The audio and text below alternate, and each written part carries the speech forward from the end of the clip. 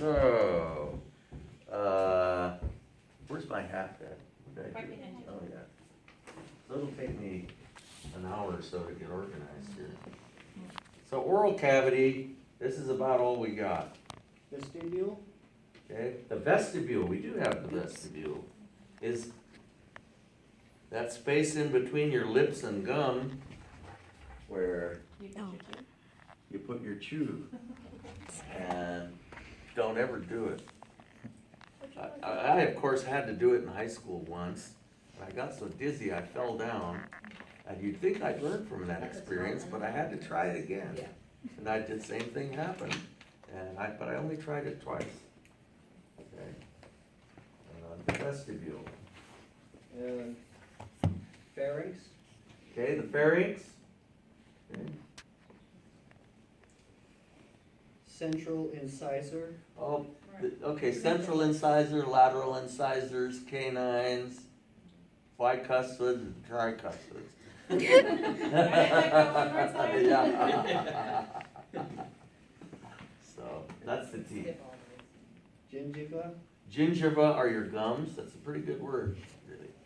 hard palate, Hard palate, you can palpate that, and if you reach back far enough, you can palpate the soft palate, soft palate, okay? uvula, Uvula's that little thing dangling down way in back, okay? tongue, Tongue, frenulum, frenulum. Okay. And there's also another one there. And there's another one up there, and various places in the body you find that.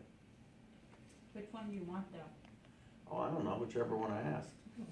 They're all the same thing. Yeah. This is, I think, the one they're mainly referring to under the tongue. parotid salivary. Parotid salivary gland, okay, well that actually shows up on this. And you can actually see Stenson's duct emanating from it. And then Stenson's, Yeah, the orange one, yeah. and then submandibular, The submandibular gland, so there's parotid, Stenson's, and we can see, let's push this thing out of the way.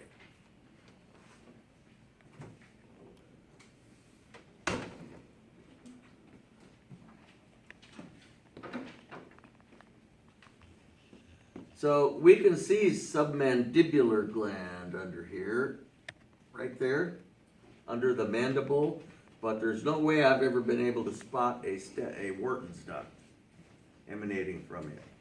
If any of you manage to spot it, let me know. Okay? And here we see the sublingual gland right under the tongue. Sublingual means under the tongue. and then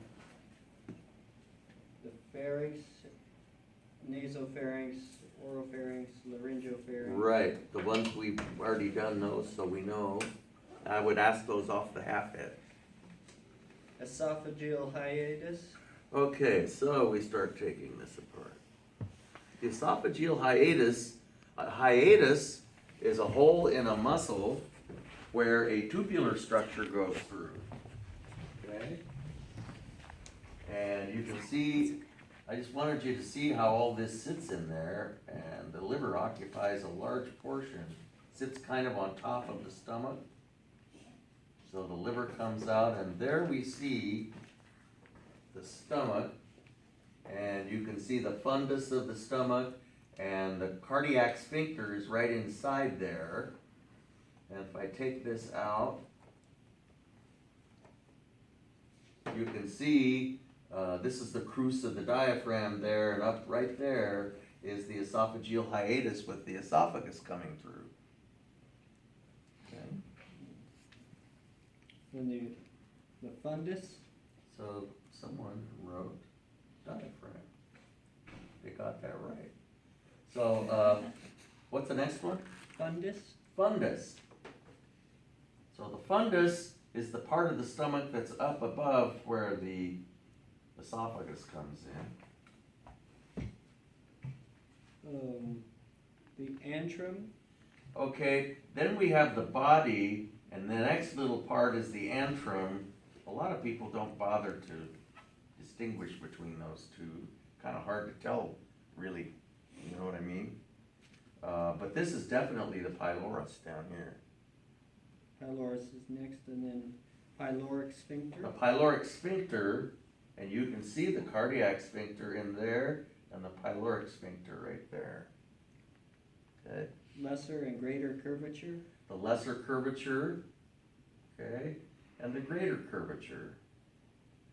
And going around the greater curvature, we see the gastroepiploic arteries, right and left. And going around the lesser curvature, we see the right and left gastric arteries. Okay. And the greater omentum. Not shown. Hangs off, it attaches mostly to the stomach and kind of is like an apron that covers the bowel, sort of. Remember that picture we showed? Longitudinal, circular, and oblique layer. There's nothing I have that shows the muscular layers of the stomach. You can see the rugae in there. Rugae is next. Yeah. Duodenum. Okay, the duodenum, or duodenum, either one's fine.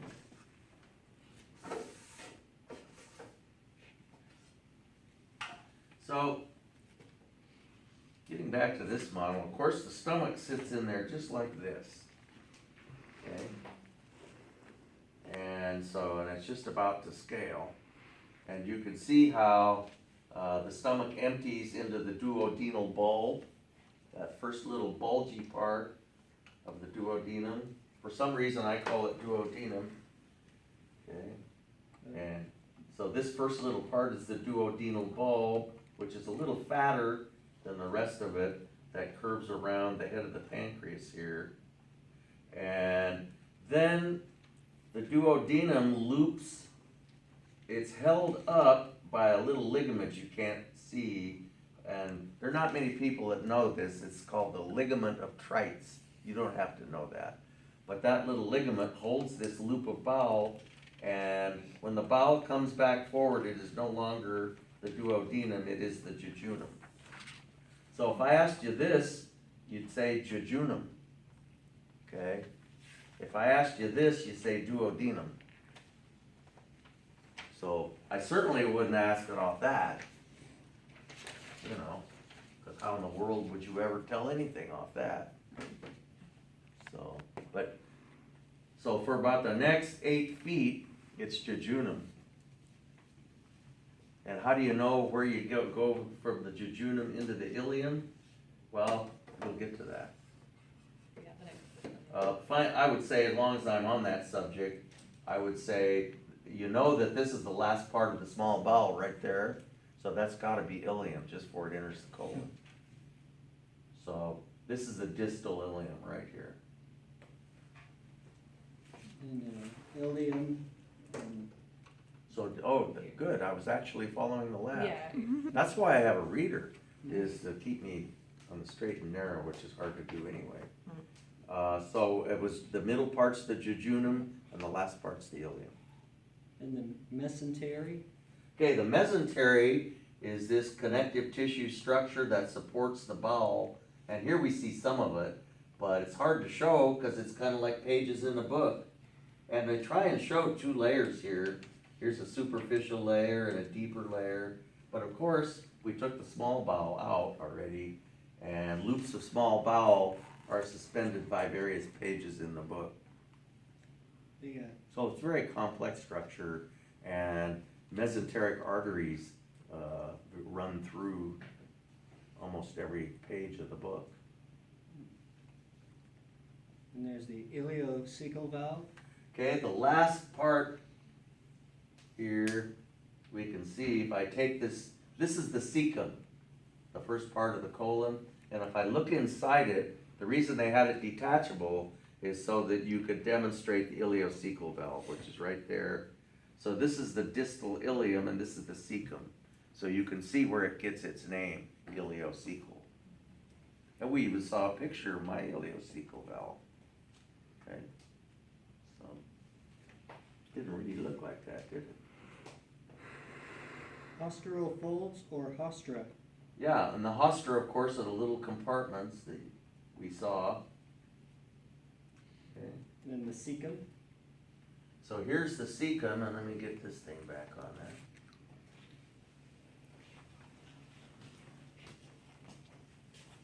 Hmm. Yeah.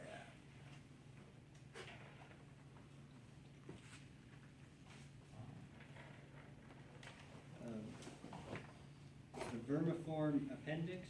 So the vermiform appendix must be, is this what they're trying to know? Is not well, oh, here, maybe. Let's take this out.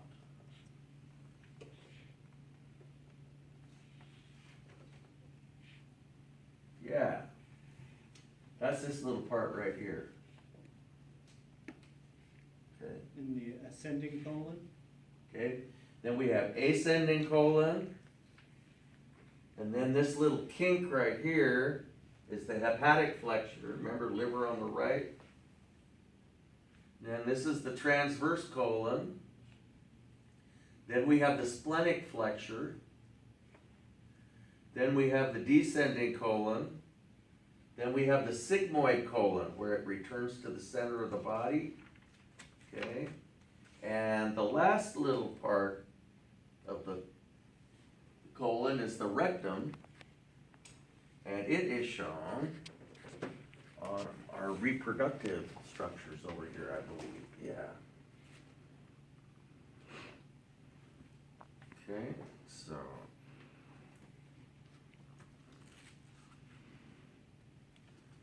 There you can see returning to the center of the body. So the sigmoid colon returns to the center of the body, and then now that we're back on the midline, we have rectum. The rectum is normally empty. It only, there only is anything in it prior to defecation. And finally, the last part, somewhere up in there, is the anus. So, and the anal canal is rather elaborate. It's about an inch long, a highly muscular structure that controls, you know, whether or not anything leaves the colon. Next is the accessory digestive glands, starting with the liver. Starting with the liver, okay? So this is the way it sits in there. The right and left lobes, So right lobe, and the left lobe. left lobe, and those triangular ligaments do not show up. The falciform ligament. The falciform ligament separates the two lobes, and the ligamentum teres doesn't show up. I would have to ask all of those off a picture. The quadrate lobe. Okay, then turning it around, we have the quadrate lobe up here. Okay, The caudate lobe. and the caudate lobe, caudate lobe up here. Quadrate gives you the idea that there's four corners on it, quad. And this one is kind of square, isn't it? Quadrate. Porta hepatis. The porta hepatis is where all the tubes go in and out. And with the liver, there are always three tubes. There's always a portal vein, an artery, and a bile duct. The so-called portal triads. Okay? The tubes always run in threes in the liver, from large tubes to smaller tubes, always threes. Common hepatic duct. So common hepatic duct is, so this thing is upside down, so I'm turning it up like this. So the common hepatic duct,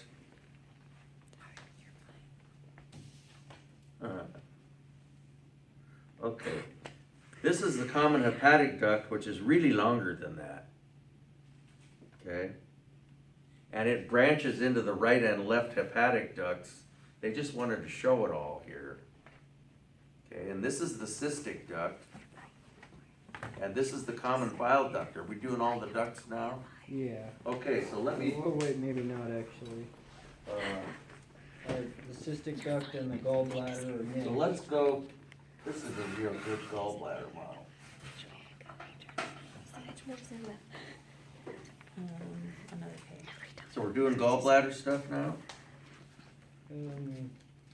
Yes. Yeah, this is a really good, does a really good job on a lot of things and a rotten job on other things. The mucosa of the gallbladder, So there you see, the mucosa, the inner lining of the gallbladder. the fundus of the gallbladder. The fundus is this part that peeks out into the liver. The common bile duct, The common bile duct is this part down here, the ampulla of Vater, okay? And coming into the pancreas, so this common bile duct goes down the back side of the pancreas. You can see it on this model. Because here we can see the back side of the pancreas and the common bile duct coming down, shown in green, enters the pancreas right there. You can't see it on this model where it enters the pancreas, I don't think. Maybe you could if you took this off, I'm not sure I feel like doing that. But suffice it to say that it enters the pancreas, and there you can see it having entered, right there. And we see how inside the pancreas, the pancreatic duct and the common bile duct merge to form this little reservoir called the ampulla of Vater. It's a little reservoir for pancreatic juice and bile. And right out here at the end is the sphincter of Oddi, which is normally closed. Okay. You can see on this one the sphincter of Oddi right there, but we don't have a cutaway. Like this model shows a cutaway, you can actually see the ampulla of Vater in there. Okay. and then moving on to the pancreas, the head, body, tail, Okay, so this one does a better job on the pancreas. So we have the head, the body, the tail, and the uncinate process. yeah. So, coming around the back side of the head, this one little part of the pancreas wraps around the superior mesenteric artery and vein. Remember how they run together? And this part of the pancreas that wraps around those two major vessels is called the uncinate process. And it often shows up as a separate structure on MRIs. the pancreatic duct, Okay, pancreatic duct, and the accessory the pancreatic. accessory pancreatic duct, which not all of us have. And then moving on to the vasculature of the gut, Okay, so blood vessels. the celiac trunk, So, celiac trunk. So, we can use both of these. So, you can see the celiac trunk on this one, coming off the aorta. Okay. You can see the celiac trunk on this one, but the aorta isn't shown, is it? Okay. I like this model, has a little bit better detail, but there are some flaws in both of them, and some strong points in both of them. They're both good models, basically. I had to admit that I finally like that one. the common hepatic artery, Okay, so, the celiac trunk trifurcates into the common hepatic artery, which goes to the right, liver on the right, and the splenic artery, which goes to the spleen on the left. and then the left gastric artery, Okay, the left gastric artery is this one, and remember that the stomach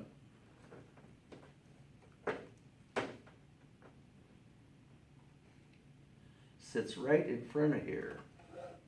And so, you can see how this left gastric artery would go over here and feed the left side of the lesser curvature. Okay?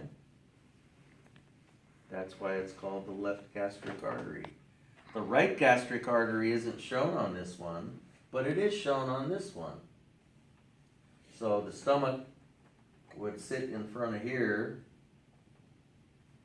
and you can see, but they don't show the left gastric. So they don't show the left gastric, but they do show the right gastric. And the right gastric goes to the right side of the lesser curvature.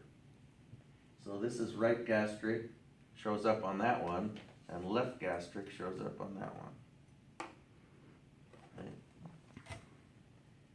And the gastroduodenal, Okay, gastroduodenal artery shows up nicely on both of them. So the common hepatic artery bifurcates into the gastroduodenal artery and the hepatic artery proper. proper hepatic artery. Yeah, or proper hepatic artery, either one. Right gastropiploic artery. Okay, so as we follow the gastroduodenal artery down here, it branches into the right gastroepiploic artery. And remember, that's the one. Remember, the stomach is sitting right like this. Okay, so that the right gastroepiploic artery, you can almost see it, is in perfect position to serve the right side of the greater curvature of the stomach. Okay, see that? And the left gastroepiploic artery over here is in perfect position to serve the left side of the greater curvature of the stomach. So those epiploic arteries serve the greater curvature, the right and left gastroepiploic arteries. Superior pancreatic. Okay, and so the gastroduodenal artery bifurcates into the right gastroepiploic artery and the superior pancreatico-duodenal artery. That sounds like a mouthful, but just separate it into the two words. Pancreatico-duodenal. The hepatic artery proper. Okay, the hepatic artery proper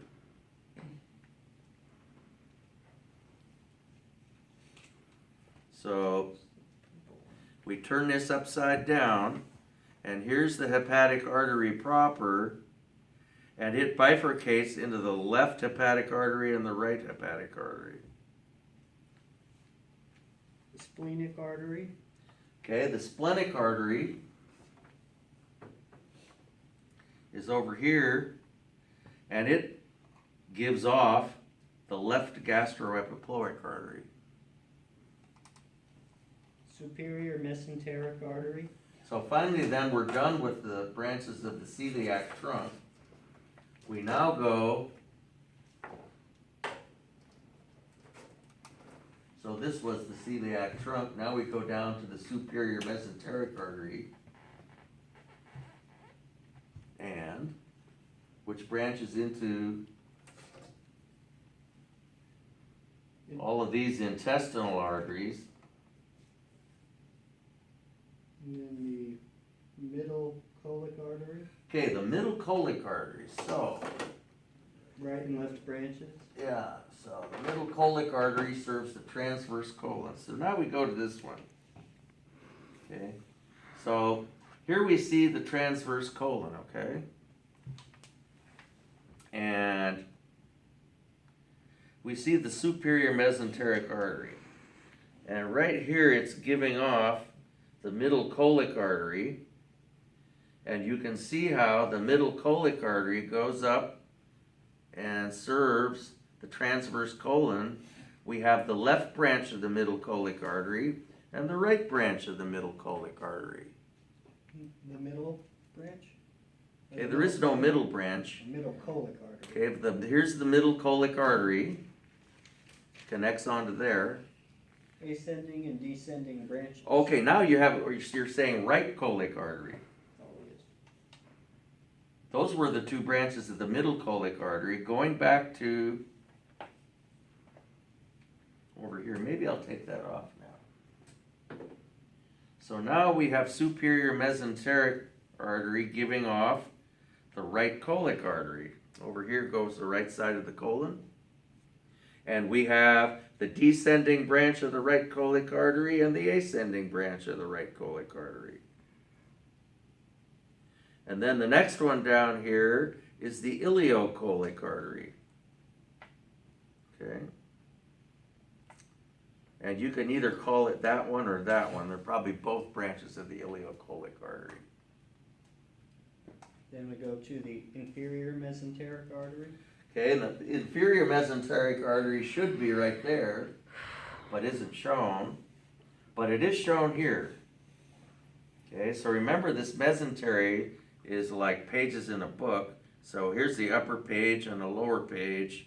And here we have the inferior mesenteric artery giving rise to the left colic artery. Then also giving rise to the sigmoid artery, which goes down to the sigmoid colon. And also giving rise to the superior rectal artery, which is this one here. Then the hepatic portal vein. So then we go back to the hepatic portal system, which is all shown nicely on this. Okay, hepatic portal vein. It's formed by the union of the splenic and inferior mesenteric vein. Okay, the splenic vein, the inferior mesenteric vein, and the superior mesenteric vein, all joined to form the hepatic portal vein, which goes in the bottom of the liver. Okay, Hepatic veins. and so we got, once again, looking at the liver, sits in there like that. We turn it upside down, we see the hepatic portal vein going in the bottom side, and then coming out the top side, we see a hepatic vein, which dumps into the inferior vena cava. And this part of the inferior vena cava that goes through the liver is called the intrahepatic inferior vena cava, which is our last word. Piece of cake. Okay? So, sounds like the storm's died down a little bit.